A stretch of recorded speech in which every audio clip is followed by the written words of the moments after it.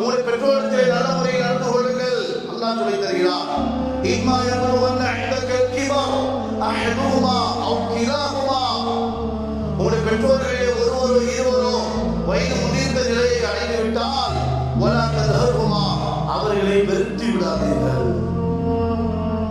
அவர்களை வெறுத்து விடாதீர்கள். நீங்களும் அந்த நிலைக்கு ஆளாக்கப்படுவீர்கள். அந்த நேரம் உங்களுடைய பிள்ளைகள் உங்களை வெறுத்தால் உங்களுடைய நிலைமை என்ன?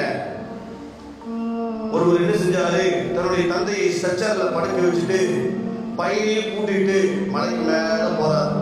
மலைக்கு மேல போறார், பையனும் போறார் பின்னாடியே.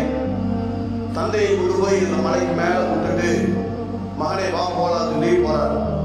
மகன் சொல்றாரு, அத்த ஸ்ட்ரெச்சரையும் கூட எடுத்துக்குங்க, ஸ்ட்ரெச்சரையும் எடுத்துக்குங்க. எதுக்கூடாது, நாளைக்கு உங்களையும் இங்கே கொண்டு நான் விடணும் இல்லை, நாளைக்கு உங்களை விட்டு வந்தாம நீங்க கொண்டு நீங்க விட்டீங்களோ அதே மாதிரி ஒரு நாள் நானே செய்ய உங்களை கொண்டு வந்து இங்கே விடணும் இல்லை, அதனால அதையும் கூட எடுத்துக்குவோம். அப்பதான் அவருக்கு புரியுது, ஆஹா